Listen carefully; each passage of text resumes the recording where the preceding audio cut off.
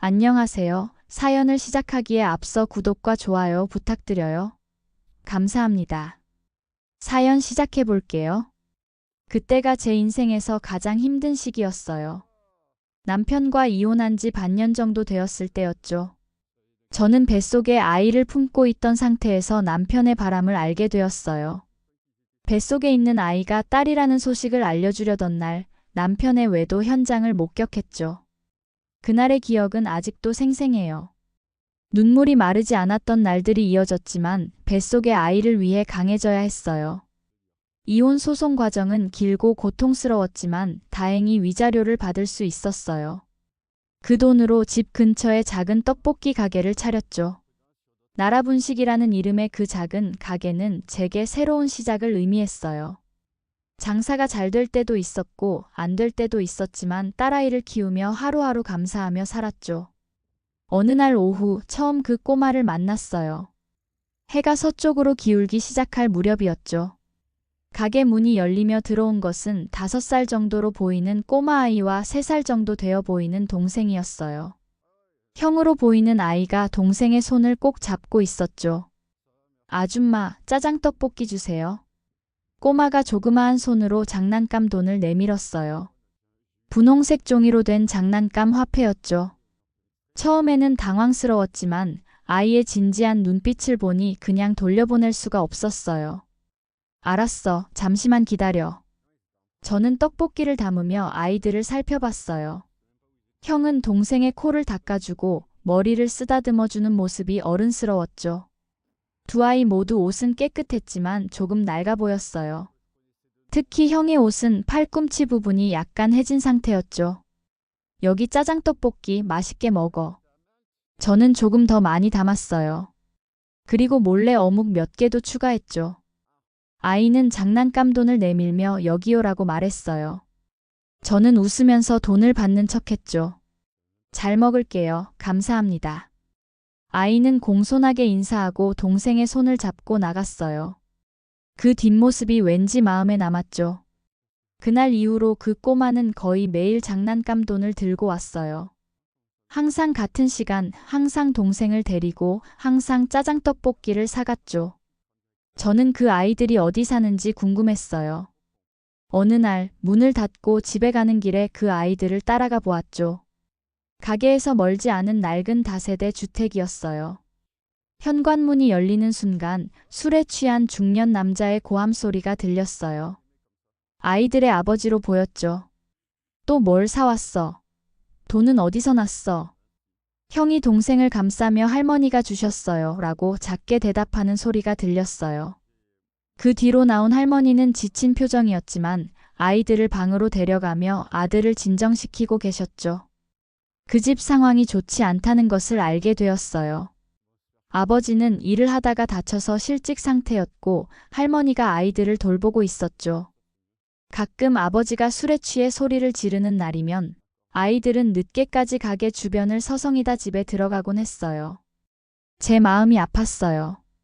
그날 이후로 저는 떡볶이를 더 많이 담아주었고 종종 김밥이나 어묵도 추가해 주었죠. 가끔은 미나의 옷이나 장난감 중 아직 쓸만한 것들을 챙겨주기도 했어요. 그러던 어느 날 아이들의 집에서 구급차 소리가 들렸어요.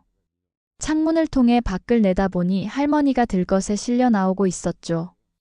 아이들은 구급차 뒤를 따라가려 했지만 아버지가 거칠게 말리는 모습이 보였어요. 저는 가게 문을 닫고 급히 달려갔어요. 겁에 질린 아이들의 모습이 너무 안쓰러웠거든요. 괜찮아요? 할머니는 어떻게 되셨어요? 민수가 떨리는 목소리로 대답했어요. 할머니가 갑자기 쓰러지셨어요. 아버지가 소리를 지르셨는데 저는 아이들을 데리고 병원으로 향했어요. 의사 선생님께서는 할머니가 과로와 영양실조로 쓰러지셨다고 했죠. 당분간 충분한 휴식과 영양 섭취가 필요하다고요. 그 뒤로 아이들의 아버지가 보이지 않기 시작했어요. 할머니가 입원해 있는 동안 집에는 아무도 없었죠. 나중에 이웃을 통해 들은 이야기로는 빚 독촉이 심해 도망쳤다고 하더군요. 두 아이만 남겨둔 채로요. 저는 할머니께 병원에 가끔 찾아뵈었어요. 할머니는 아이들 걱정에 눈물을 흘리셨죠. 저 애들 아버지는 원래 그런 사람이 아니었는데 공장 사고로 다치고 나서 술만 마시게 되니 퇴원 후 할머니는 겨우 회복하셨지만 예전처럼 건강하지 못하셨어요. 몸이 약해지셔서 가끔 폐지를 주우러 다니시는 모습을 볼 수 있었죠. 아이들은 더 어른스러워졌어요. 민수는 어린이집에 갔다 와서 동생을 돌보고 집안일을 도왔어요. 할머니가 폐지를 모으러 가시면 민수도 방과 후에 함께 따라다니며 도왔죠. 어느 날 꼬마가 평소와 다르게 진짜 돈을 가지고 왔어요. 꼬깃꼬깃 접힌 1,000원짜리 2장이었죠. 그 작은 손에 쥐어진 구겨진 지폐를 보는 순간 제 마음이 무너져 내렸어요. 아줌마, 오늘은 진짜 돈 가져왔어요. 제가 몰랐어요. 그 돈으로도 살 수 있는 줄 알았어요. 아이의 목소리가 떨렸어요. 장난감 돈으로는 살 수 없다는 것을 누군가에게 들었던 모양이었죠. 아이의 눈에는 미안함과 부끄러움이 가득했어요. 속눈썹에 매달린 눈물이 금방이라도 떨어질 것 같았죠. 오늘은 떡볶이 안 사고 돈 주러 왔어요. 그 말을 하는 꼬마의 입술이 파르르 떨렸어요. 동생은 형이 뒤에 숨어 형의 옷자락을 꼭 쥐고 있었죠. 저는 목이 메었어요. 너무 순수하고 정직한 그 모습에 가슴이 뭉클했죠. 저는 그날 오늘 장사가 안 돼서 많이 남았다고 말하며 떡볶이와 김밥, 어묵을 듬뿍 싸주었어요. 그리고 아이에게 1,000원을 돌려주며 머리를 쓰다듬었죠. 이건 내 용돈이야. 아이는 눈을 동그랗게 뜨고 저를 바라보았어요. 그리고 이내 환하게 웃으며 감사합니다. 라고 인사했죠. 그 미소가 얼마나 예쁘던지 지금도 잊을 수 없어요. 시간이 흘러 꼬마가 초등학교에 입학했어요. 학교 가방을 메고 동생과 함께 가게에 오는 모습이 대견했죠. 이제는 장난감 돈이 아닌 진짜 돈으로 떡볶이를 사가는 모습이 어른스러웠어요. 하지만 여전히 저는 조금 더 많이 담아주었고 가끔은 미나의 학용품 중 쓰지 않는 것들을 주기도 했죠. 그러던 어느 날 꼬마가 2학년이 되었을 무렵 갑자기 보이지 않기 시작했어요. 걱정이 되어 집을 찾아갔지만 이미 이사를 간 뒤였죠. 이웃에 물어보니 할머니가 돌아가시고 아이들은 작은 아버지가 데려갔다고 했어요. 주소는 알 수 없었죠. 그렇게 세월이 흘러 미나가 25이 되었어요. 제 인생에서 가장 큰 보람이자 자랑인 딸이죠. 남편 없이 혼자 키우느라 힘든 날도 많았지만 미나는 늘 밝고 착하게 자라주었어요. 대학을 졸업하고 좋은 회사에 취직한 딸이 어느 날 설레는 표정으로 집에 들어왔어요. 엄마, 오늘 시간 있으세요? 중요한 얘기가 있어요. 저는 직감적으로 느꼈어요. 딸에게 누군가 생겼구나. 엄마의 눈은 속일 수 없죠. 엄마, 제가 결혼하고 싶은 사람이 생겼어요. 미나의 눈은 반짝였어요. 딸의 그런 표정은 처음 보는 것 같았죠. 저는 기뻤지만 한편으로는 걱정도 되었어요. 제가 겪었던 아픔을 딸이 겪지 않길 바라는 마음이었죠. 어떤 사람인데? 직업은? 가족은? 너한테 잘해? 질문을 쏟아내자 미나는 웃으며 대답했어요. 체인 사업을 하고 있어요. 작은 분식집으로 시작해서 지금은 체인점이 5개나 되는 사업가예요. 부모님은 안 계시고 동생이 1명 있는데 동생은 먼저 결혼했대요. 그리고 엄마, 정말 저한테 너무 잘해요. 제가 아플 때면 밤새 간호해주고 바쁜데도 항상 저를 우선으로 생각해주고. 미나의 설명을 들으니 마음이 놓였어요. 하지만 역시 한 번은 만나봐야겠다는 생각이 들었죠. 그 사람이 상견례 겸 인사하는 자리를 가졌으면 좋겠대요. 다음 주 토요일에 시간 괜찮으세요? 상견례 날짜가 잡혔고 저는 조금 긴장되는 마음으로 그날을 기다렸어요. 미나가 행복했으면 하는 바람, 그리고 좋은 사람이길 바라는 마음이 컸죠. 그날이 오기 전 저는 미나의 남자친구에 대해 이것저것 물어보며 조금이라도 더 알아가려 했어요. 하지만 미나는 웃으며 분명 마음에 들어 할 거예요. 라는 말만 반복했죠. 상견례 당일 약속된 레스토랑에 도착했어요. 미나가 남자친구를 소개했죠. 엄마, 여기 민수 오빠예요. 그가 자리에서 일어나 정중하게 인사했어요. 그런데 그의 눈이 저를 보더니 놀라움으로 커졌어요. 시간이 멈춘 듯한 순간이었죠. 혹시 그 나라 어린이집 골목 분식집 맞으시죠? 순간 저도 그를 알아봤어요. 25년 전 그 꼬마였죠. 세월이 흘렀지만 그 눈빛만큼은 변하지 않았어요. 까만 동그란 눈에 담긴 순수함과 따스함이 그대로였죠. 어린 시절의 상처와 고통을 이겨내고 이렇게 당당하게 성장한 모습이 눈앞에 있었어요. 목이 메어 말이 나오지 않았죠. 세상에, 그 꼬마가 너였어? 민수는 제 손을 잡으며 반가워했어요. 정말 오랜만이에요. 잘 지내셨어요? 항상 감사했어요. 미나는 옆에서 놀란 표정으로 우리를 번갈아 쳐다봤어요. 저는 미나에게 민수와의 인연을 설명해 주었죠. 민수는 할머니가 돌아가신 후 작은아버지 집에서 동생과 함께 살았다고 해요. 작은아버지 내외가 엄격했지만 교육열이 높으셨고 민수는 열심히 공부해서 좋은 대학에 갔다고 했어요. 지금은 동생과 함께 체인 사업을 하고 있어요. 본점은 제가 맡고 동생이 분점을 운영하고 있죠. 모두 분식에서 시작했어요. 어릴 때 아줌마의 떡볶이가 너무 맛있어서. 민수는 이야기하며 계속 저에게 감사하다고 했어요. 자신이 힘들 때 따뜻하게 대해준 사람이 있었다는 것이 큰 힘이 되었다고요. 그 말을 들으니 눈물이 났어요. 작은 친절이 이렇게 큰 인연이 될 줄 누가 알았을까요? 미나와 민수는 반년 후에 결혼했어요. 결혼식은 소박했지만 온기로 가득했죠. 저는 딸을 시집 보내는 어머니로서 감정이 복잡했어요. 기쁨과 설렘 그리고 약간의 서운함이 뒤섞인 채로 딸의 웨딩드레스를 정리해주고 있었죠. 엄마, 긴장돼요. 미나가 떨리는 목소리로 말했어요. 저는 딸의 손을 꼭 잡아주었죠. 괜찮아. 민수는 정말 좋은 사람이야. 엄마가 보장할 수 있어. 그때 문을 노크하는 소리가 들렸어요.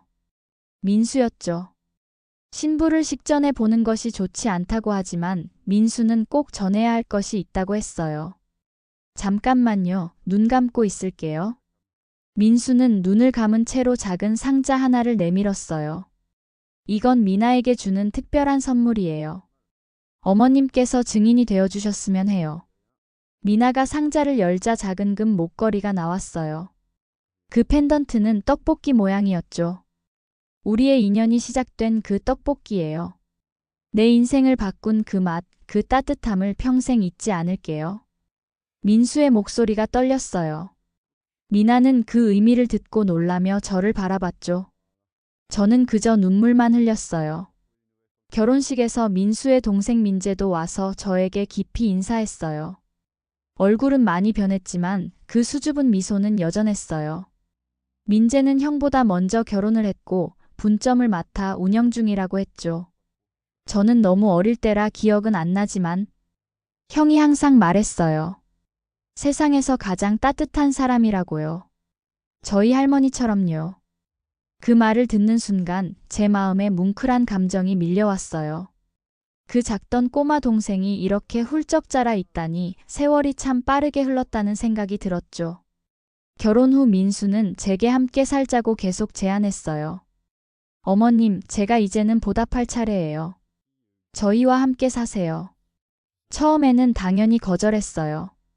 젊은 부부가 어머니와 함께 산다는 것이 얼마나 부담스러울지 알고 있었으니까요. 하지만 민수는 포기하지 않았죠. 제가 어릴 때 가족이라고는 아픈 할머니와 불안정한 아버지뿐이었어요. 그때 어머님은 제게 진짜 가족이 어떤 것인지 보여주셨어요. 이제는 제가 어머님께 진짜 가족이 되어드리고 싶어요. 그 진심 어린 마음에 결국 타협점을 찾았어요. 같은 아파트 단지에 집을 마련해 주었죠. 독립적인 공간을 유지하면서도 가까이에서 서로를 돌볼 수 있는 거리였어요. 이사 당일 민수와 민재가 직접 짐을 옮기며 행복해하는 모습에 저도 모르게 눈물이 났어요. 가끔 민수의 식당에 가면 메뉴 중에 할머니 짜장 떡볶이라는 메뉴가 있어요. 제 떡볶이 비법을 물려받아 더 맛있게 발전시킨 메뉴죠. 민수는 그 메뉴의 수익금 일부를 어려운 아이들을 위한 기금으로 기부한다고 해요. 25년 전 장난감 돈을 들고 와서 떡볶이를 사가던 그 꼬마가 제 사위가 될 줄 누가 알았을까요? 인생은 참 예측할 수 없어요. 작은 친절이 이렇게 큰 행복으로 돌아올 줄 몰랐죠. 결혼식 날 민수는 축사에서 저에 대한 이야기를 했어요. 목이 메어 말을 잇지 못하는 모습에 하객들도 함께 눈시울을 붉혔죠. 제가 가장 어려웠던 시절 이분은 저에게 그저 떡볶이만 주신 게 아니었습니다. 제가 사람으로서 존중받고 있다는 느낌을 주셨어요. 어린 제가 장난감 돈을 내밀었을 때 차갑게 거절하지 않으시고 제 마음을 받아주셨죠. 그때 그 작은 따뜻함이 저를 지금까지 지탱해왔습니다. 민수의 그 말을 듣는 순간 저는 눈물을 참을 수 없었어요. 제가 특별한 일을 한 것도 아닌데 그저 작은 온기를 나누었을 뿐인데 그것이 한 아이의 인생에 이토록 큰 의미가 될 수 있다니. 어제는 손녀가 장난감 돈을 들고 놀이를 하더군요. 파란색 종이 돈을 내밀며 할머니 떡볶이 주세요 라고 말하는 모습이 옛날 민수와 너무 닮아 있었어요. 그 모습을 보는 민수의 눈에도 깊은 추억과 감사함이 깃들어 있었죠. 손녀를 바라보는 그의 눈빛에서 과거의 상처가 모두 치유된 것을 느낄 수 있었어요. 저는 그저 웃으며 손녀를 안아주었죠. 인생은 참 신기한 것 같아요. 누군가에게 베푼 작은 친절이 먼 훗날 이렇게 큰 행복으로 돌아올 줄 누가 알았을까요? 가끔은 나라분식 시절이 그리워질 때가 있어요. 그래서 가끔 민수의 식당 주방에 들어가 직접 떡볶이를 만들기도 해요. 민수는 그럴 때마다 마치 어린 시절로 돌아간 듯 행복한 표정을 짓죠. 장모님이 만드시는 떡볶이는 정말 세상에서 제일 맛있어요. 손님들이 맛있게 먹는 모습을 보면 그때의 기억이 새록새록 떠오르죠. 작은 분식집에서 장난감 돈을 들고 오던 꼬마, 그리고 이제는 훌륭한 가장이 된 민수. 세월은 참 많은 것을 변화시키지만 그 따뜻한 마음만큼은 변하지 않았어요. 어느 날 민수의 식당에서 특별한 일이 있었어요. 한 어린 남자아이가 누군가의 손에 이끌려 식당에 들어왔죠. 그 아이는 조심스럽게 장난감 돈을 내밀며 아저씨, 이걸로 떡볶이 살 수 있어요? 라고 물었어요. 민수는 잠시 멍하니 그 아이를 바라보더니 저를 돌아봤어요. 우리의 눈이 마주치자 민수는 따뜻한 미소를 지으며 아이에게 말했어요. 물론이지. 특별한 손님에게는 특별한 떡볶이를 드려야지. 어느 날 저녁 민수의 가게에서 가족 모임을 가졌어요. 민수와 미나, 저, 그리고 막 태어난 손녀까지. 테이블에 둘러앉아 맛있는 음식을 먹으며 이야기를 나누었죠. 이제 저도 아버지가 되었네요. 민수가 말했어요. 작은 딸아이를 안고 있는 그의 눈에는 깊은 사랑이 담겨 있었어요. 저는 우리 아이에게 제가 받지 못했던 모든 사랑을 주고 싶어요. 그리고 무엇보다 장모님처럼 따뜻한 사람으로 키우고 싶어요. 그 말을 들으며 눈물이 날 것 같더라고요. 제가 준 것은 그저 떡볶이와 작은 관심뿐이었는데 그것이 한 아이의 삶을 이렇게 바꿀 수 있다니. 저는 이렇게 행복해요. 힘들었던 시간을 지나 지금의 행복을 맞이하게 되었죠. 25년 전 장난감 돈을 들고 온 꼬마와의 인연이 이렇게 될 줄 누가 알았을까요? 제 인생은 완전히 대박났어요. 그리고 이제는 확실히 알게 되었어요. 세상에 우연은 없다는 것을요. 모든 만남에는 이유가 있고 작은 친절은 결코 작지 않다는 것을요. 우리가 베푸는 작은 온기가 누군가의 인생을 바꿀 수 있다는 것을요. 오늘도 저는 감사한 마음으로 하루를 시작해요. 내일은 또 어떤 행복이 기다리고 있을지 기대하면서요. 그리고 또 어떤 작은 친절이 누군가의 인생을 바꿀지 생각하면서요. 제 긴 이야기를 끝까지 들어주셔서 감사합니다. 구독과 좋아요, 알림 설정까지 잊지 마세요.